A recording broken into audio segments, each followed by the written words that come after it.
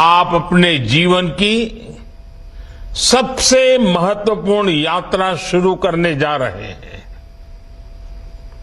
मैं सभी सफल अभ्यर्थियों और उनके परिवारजनों को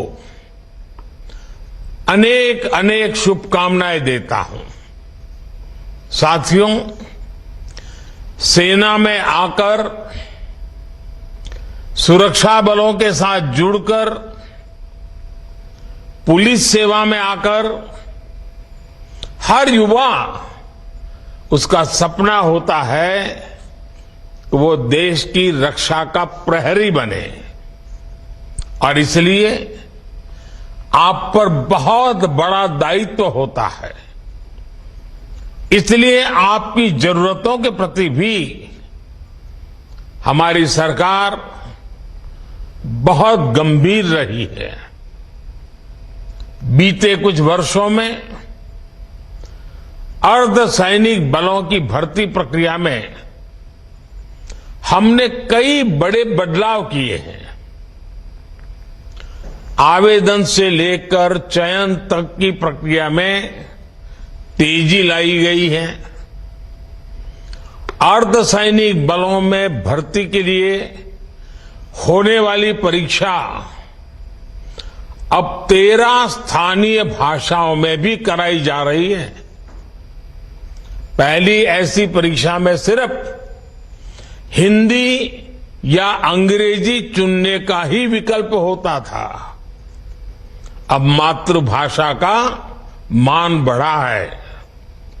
इस बदलाव से लाखों युवाओं के लिए रोजगार पाने के रास्ते खुल गए हैं। पिछले वर्ष भी छत्तीसगढ़ के नक्सल प्रभावित जिलों में सैकड़ों आदिवासी युवकों की नियुक्ति की गई थी। इन्हें नियमों में छूट देकर सुरक्षा बल में भर्ती पाने का अवसर दिया गया ताकि विकास की मुख्य धारा से जुड़े रहें। इसी तरह बॉर्डर डिस्ट्रिक्ट और उग्रवाद प्रभावित जिलों के युवाओं के लिए कांस्टेबल भर्ती परीक्षा में कोटा बढ़ाया गया है। सरकार के प्रयासों से अर्धसैनिक बलों को लगातार मजबूती मिल रही है। साथियों, देश का विकास सुनिश्चित करने में आपके दायित्व की महत्वपूर्ण भूमिका है। सुरक्षा का वातावरण, कानून का राज विकास की रफ्तार को तेज कर देता है। आप यूपी का उदाहरण ले सकते हैं। कभी यूपी विकास के मामले में बहुत पीछे था और अपराध के मामले में बहुत आगे, लेकिन अब कानून का राज स्थापित होने से यूपी विकास की नई ऊंचाई छू रहा है। कभी गुंडों माफिया की दहशत में रहने वाले उत्तर प्रदेश में आज भयमुक्त समाज की स्थापना हो रही है।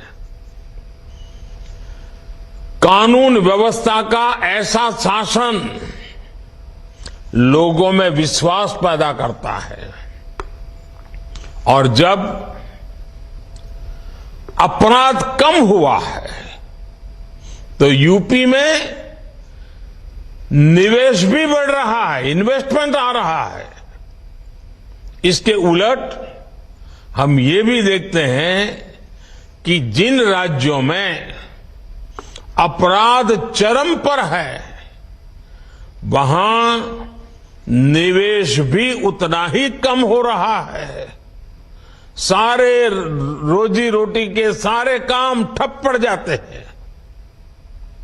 मेरे परिवारजनों, आजकल आप लगातार पढ़ते भी हैं और देखते भी हैं कि भारत दुनिया की सबसे तेजी से बढ़ती हुई अर्थव्यवस्था है।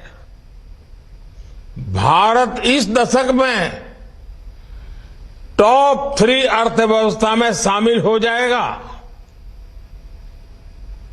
और ये गारंटी जब मैं आपको देता हूं ना, बड़ी जिम्मेवारी के साथ मेरे देशवासी, मेरे परिवारजनों को ये मोदी गारंटी देता है। लेकिन जब आप ये पढ़ते हैं तो एक सवाल आपके मन में जरूर आता होगा कि इसका देश के सामान्य नागरिक पर क्या असर होगा। और ये सवाल बहुत स्वाभाविक भी है। साथियों, किसी भी अर्थव्यवस्था को आगे बढ़ने के लिए ये जरूरी है कि देश के हर सेक्टर का विकास हो। फूड सेक्टर से लेकर के फार्मा तक, स्पेस से लेकर के स्टार्टअप तक, जब हर सेक्टर आगे बढ़ेगा तो अर्थव्यवस्था भी आगे बढ़ेगी। आप फार्मा इंडस्ट्री का उदाहरण ले लीजिए। महामारी के समय भारत के फार्मा इंडस्ट्री की बहुत सराहना की गई। आज ये इंडस्ट्री 4 लाख करोड़ रुपए से ज्यादा की है। और कहा यह जा रहा है कि 2030 तक भारत की फार्मा इंडस्ट्री करीब 10 लाख करोड़ रुपए की हो जाएगी। अब ये फार्मा इंडस्ट्री आगे बढ़ेगी तो इसका क्या मतलब हुआ?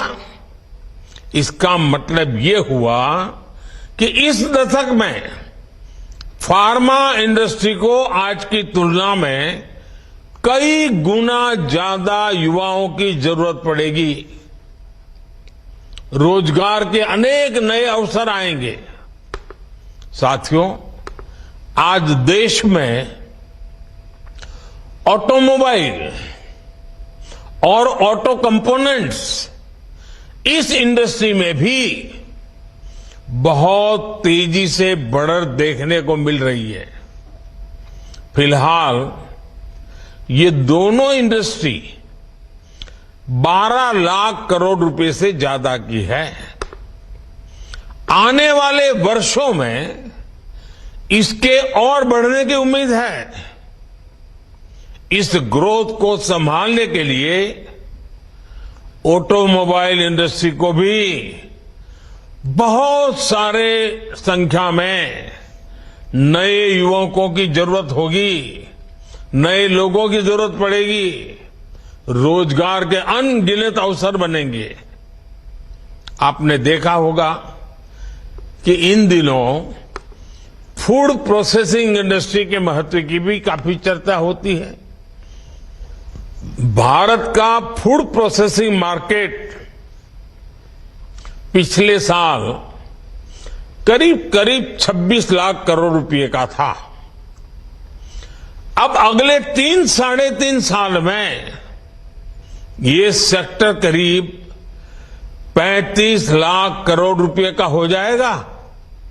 यानी जितना विस्तार होगा उतने अधिक युवकों की जरूरत पड़ेगी, उतने नए रोजगार के मौके खुल जाएंगे।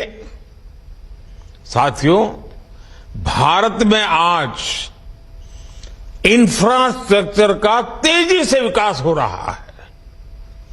पिछले 9 साल में केंद्र सरकार ने 30 लाख करोड़ रुपए से ज्यादा इंफ्रास्ट्रक्चर पर खर्च किए हैं। इससे देश भर में कनेक्टिविटी का विस्तार तो हो ही रहा है। इसने पर्यटन और हॉस्पिटैलिटी सेक्टर में नई संभावनाओं को जन्म दिया है। और नई संभावनाओं का सीधा मतलब है कि ज्यादा से ज्यादा रोजगार के मौके बनते जा रहे हैं। साथियों, 2030 तक हमारी अर्थव्यवस्था में टूरिज्म सेक्टर का योगदान 20 लाख करोड़ रुपए से भी ज्यादा होने का अनुमान है। माना जा रहा है कि अकेले इस इंडस्ट्री से 13 से 14 करोड़ लोगों को नए रोजगार की संभावना बढ़ने वाली है। इन सारे उदाहरणों से आप समझ कर सकते हैं कि भारत का विकास सिर्फ नंबर की रेस नहीं है। इस विकास का भारत के हर नागरिक के जीवन पर प्रभाव पड़ेगा। इसका मतलब है कि बड़ी संख्या में रोजगार के अवसर तैयार हो रहे हैं और इससे आय में बढ़ोतरी और क्वालिटी ऑफ लाइफ सुनिश्चित हो रही है।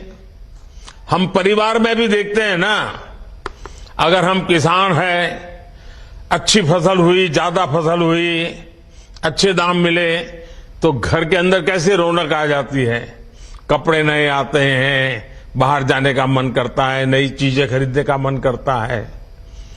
घर की अगर आय बढ़ी तो घर के लोगों के जीवन में भी बदलाव आता है। जैसे परिवार में है ना, देश में भी वैसा ही है। जैसे देश की आय बढ़ती है, देश की ताकत बढ़ती है, देश में संपत्ति बढ़ती है, तो देश के नागरिकों का जीवन संपन्न बनना शुरू हो जाता है। साथियों, पिछले 9 वर्षों के हमारे प्रयासों से परिवर्तन का एक और नया दौर दिखने लगा है।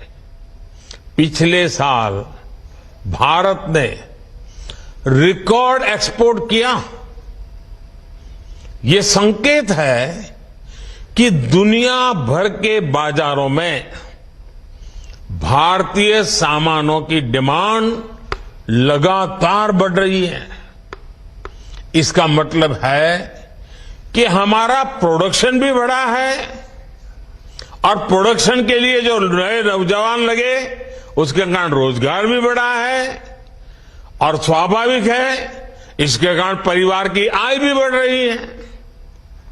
आज भारत दुनिया का दूसरा सबसे बड़ा मोबाइल फोन निर्माता देश है। देश में मोबाइल फोन की डिमांड भी लगातार बढ़ रही है। सरकार के प्रयासों ने मोबाइल मैन्युफैक्चरिंग को भी कई गुना बढ़ा दिया है। अब देश मोबाइल से आगे बढ़कर दूसरे इलेक्ट्रॉनिक गैजेट्स पर भी फोकस कर रहा है। आईटी हार्डवेयर प्रोडक्शन के लिए क्षेत्र में हम वैसी ही सफलता दोहराने वाले हैं जैसी मोबाइल के क्षेत्र में हासिल की है। वो दिन दूर नहीं होगा जब मोबाइल की तरह ही भारत में बने एक से बढ़कर एक लैपटॉप, टैबलेट और पर्सनल कंप्यूटर दुनिया में हमारी शान बढ़ाएंगे। वोकल फॉर लोकल के मंत्र पर चलते हुए भारत सरकार भी made in India laptop, computer जैसे अनेक प्रोडक्ट्स खरीदने पर जोर दे रही है। इससे मैन्युफैक्चरिंग भी बढ़ी है और युवाओं के लिए रोजगार के नए मौके भी बन रहे हैं। इसलिए मैं फिर कहूंगा, अर्थव्यवस्था के इस पूरे चक्र को संभालने की, इसे सुरक्षा देने की बहुत बड़ी जिम्मेदारी आप सभी, जब ये सुरक्षा कर्मी के रूप में आपका जीवन आरंभ हो रहा है, आपका कार्य आरंभ हो रहा है, तो कितनी जिम्मेवारी आपके सर पर है, इसका आप भली भांति अंदाज लगा सकते हैं। मेरे परिवारजनों, 9 साल पहले आज के ही दिन प्रधानमंत्री जन धन योजना लॉन्च की गई थी। इस योजना ने गांव और गरीब के आर्थिक सशक्तिकरण के साथ ही रोजगार निर्माण में भी बहुत बड़ी भूमिका निभाई है। 9 साल पहले देश में बहुत बड़ी संख्या में लोगों के पास बैंक खाता ही नहीं था, बेचारों ने बैंक का दरवाजा नहीं देखा था। लेकिन जनधन योजना के कारण बीते 9 वर्षों में 50 करोड़ से ज्यादा नए बैंक खाते खुल चुके हैं। इस योजना से गांव गरीब तक सरकारी लाभ सीधे पहुंचाने में तो मदद मिली ही है, और साथ ही महिलाओं, दलितों, पिछड़ों, आदिवासियों के रोजगार और स्वरोजगार को इससे बहुत बल मिला है। जब गांव गांव में बैंक खाते खुले तो इसके लिए बैंकिंग कॉरेस्पोंडेंट्स के रूप में, बैंक मित्र के रूप में लाखों युवाओं को अवसर मिले। बैंक मित्र हो, बैंक सखी हो, इसके रूप में हमारे हजारों बेटे बेटियों को रोजगार मिला। आज 21 लाख से अधिक युवा साथी बैंकिंग कॉरेस्पोंडेंट, या तो कहें बैंक मित्र या बैंक सखी के रूप में गांव गांव में सेवाएं दे रहे हैं। बड़ी संख्या में डिजिटल सखियां महिलाओं और बुजुर्गों को बैंकिंग सेवा से जोड़ रही है। इसी प्रकार जनधन योजना ने रोजगार और स्वरोजगार के एक बड़े अभियान मुद्रा योजना को बल दिया। इससे महिलाओं सहित उन वर्गों को छोटे छोटे बिजनेस के लिए लोन लेना आसान हुआ जो कभी इसके बारे में सोच भी नहीं सकते थे। इन लोगों के पास बैंकों को देने के लिए कोई गारंटी नहीं होती। ऐसे में सरकार ने खुद उनकी गारंटी ली। मुद्रा योजना से अभी तक 24 लाख करोड़ रुपए से अधिक के लोन दिए जा चुके हैं। इसमें करीब 8 करोड़ साथी ऐसे हैं जिन्होंने पहली बार कोई बिजनेस शुरू किया है, अपना काम शुरू किया है। पीएम स्वनिधि योजना के तहत करीब करीब 43 लाख स्ट्रीट वेंडर्स को, रेहड़ी पटरी वाले जो लोग होते हैं ना हमारे, पहली बार बैंकों से बिना गारंटी का ऋण स्वीकृत हुआ है। मुद्रा और स्वनिधि के लाभार्थियों में बड़ी संख्या में महिलाएं, दलित, पिछड़े और मेरे आदिवासी युवा हैं। जनधन खातों ने गांवों में महिला सेल्फ हेल्प ग्रुप्स को मजबूत बनाने में भी बहुत मदद की है। आजकल तो मैं गांव में जाता हूं, जब महिला सेल्फ हेल्प ग्रुप की बहनों को मिलता हूं तो कई तो उसमें से आगे गए, मैं तो लखपति दीदी हूं। ये सब इसी से संभव हुआ है। सरकार जो आर्थिक मदद करती है वो महिला सेल्फ हेल्प ग्रुप से जुड़ी महिलाओं के बैंक खातों में अब सीधे जमा होता है। जनधन योजना ने देश में सामाजिक और आर्थिक परिवर्तन को गति देने में जो भूमिका निभाई है वो वाकई हमारी बड़ी बड़ी यूनिवर्सिटीज के लिए अध्ययन का विषय है। साथियों, अब तक रोजगार मेले के अनेक आयोजनों में लाखों युवाओं को मैं संबोधित कर चुका हूं। उन युवाओं को पब्लिक सर्विस या अन्य क्षेत्रों में रोजगार मिला है। गवर्नमेंट और गवर्नेंस में बदलाव लाने के मिशन में आप सभी युवा मेरी सबसे बड़ी ताकत है। आप सभी उस पीढ़ी से आते हैं जहां सब कुछ बस एक क्लिक पर मिल जाता है। इसलिए आप समझ सकते हैं कि लोग हर सर्विस की तेज डिलीवरी चाहते हैं। आप अच्छी तरह जानते हैं कि आज की पीढ़ी समस्याओं का टुकड़ों में समाधान नहीं चाहती, उन्हें स्थायी समाधान चाहिए। इसलिए पब्लिक सर्वेंट्स होने के नाते आपको ऐसे फैसले लेने होंगे, ऐसी जिम्मेवारियां निभानी होगी, हर पल ऐसे तैयार रहना होगा जो लंबे समय तक लोगों के लिए फायदेमंद हो। आप जिस पीढ़ी से संबंध रखते हैं वो कुछ हासिल करने का इरादा रखती है।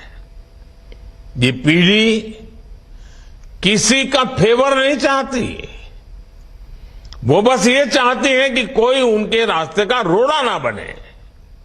इसलिए पब्लिक सर्वेंट्स के तौर पर आपके लिए ये समझना बहुत आवश्यक है कि सरकार जनता की आकांक्षाओं को पूरा करने के लिए हमेशा जनता की सेवा के लिए है। आप ये समझते हुए काम करेंगे तो कानून व्यवस्था को बनाए रखने में भी आपको बहुत मदद मिलेगी।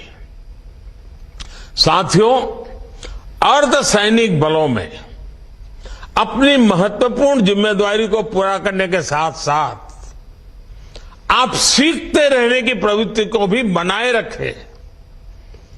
आप जैसे कर्मयोगियों के लिए आई गॉट कर्मयोगी पोर्टल पर 600 से ज्यादा अलग अलग कोर्सेज उपलब्ध है, सर्टिफिकेट कोर्सेज हैं। 20 लाख से ज्यादा सरकारी कर्मचारियों ने इस पोर्टल पर रजिस्ट्रेशन कराया है। वो ऑनलाइन पढ़ाई कर रहे हैं, परीक्षाएं दे रहे हैं। मेरा आग्रह है कि आप सब भी इस पोर्टल से पहले दिन से जुड़ जाइए और पहले दिन से तय कीजिए कि मैं ज्यादा से ज्यादा कोर्सेज करूं, ज्यादा से ज्यादा सर्टिफिकेट कोर्स करूं, ज्यादा से ज्यादा सर्टिफिकेट प्राप्त करूं। और आप देखिए, जो सीखेंगे, जानेंगे, समझेंगे, वो सिर्फ एग्जाम के लिए नहीं है, आपके जीवन में उत्तम से उत्तम ड्यूटी करने के लिए है। एक श्रेष्ठ अफसर बनने का सामर्थ्य उसमें पड़ा हुआ है। साथियों, आपका क्षेत्र यूनिफॉर्म की दुनिया का है। मैं आप सबसे आग्रह करूंगा, फिजिकल फिटनेस में जरा भी कॉम्प्रोमाइज मत कीजिए, क्योंकि आपका काम समय के बंधनों में बंधा हुआ नहीं होता है। मौसम का हर मार आपको झेलना पड़ता है। फिजिकल फिटनेस ये आपके विभाग में काम करने वालों के लिए बहुत जरूरी है। फिजिकल फिटनेस से ही आधा काम तो यूं ही हो जाता है। अगर आपके ढंग से आप खड़े हैं तो कानून व्यवस्था संभालने में कुछ करना नहीं पड़ता है, खड़ा रहना ही काफी हो जाता है। दूसरा मेरा मत है, आपकी ड्यूटी में तनावपूर्ण पल बहुत बार आते हैं। छोटी छोटी बात में तनाव आ जाता है। योगा ये आपके जीवन में नित्य प्रैक्टिस होनी चाहिए। आप देखेंगे एक संतुलित मन आपके कार्य के लिए बहुत बड़ी ताकत देगा। योगा ये सिर्फ फिजिकल एक्सरसाइज नहीं है। स्वस्थ मन के लिए, संतुलित मन के लिए और आप जैसे लोगों की ड्यूटी में तनाव से मुक्त रहने के लिए ये जीवन का हिस्सा होना बहुत जरूरी है। साथियों, देश 2047 में जब आजादी के 100 साल मनाएगा तब आप सरकार में बहुत उच्च पद पर पहुंचे होंगे। ये 25 साल देश के और ये 25 साल आपकी जिंदगी के कितना अद्भुत संयोग है। अब मौका आपको नहीं गंवाना है।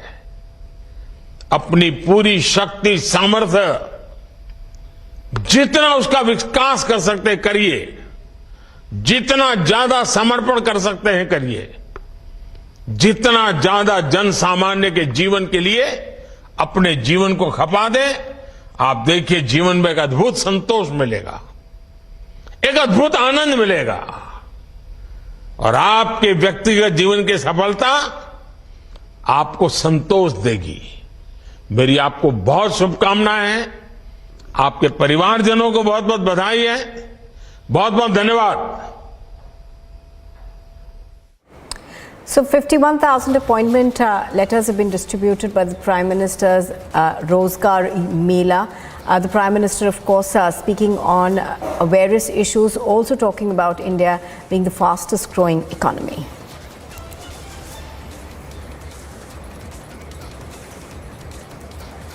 You are watching Republic TV. On the other side, it is day 11 of Article 370 abrogation hearing that's currently underway in Supreme Court.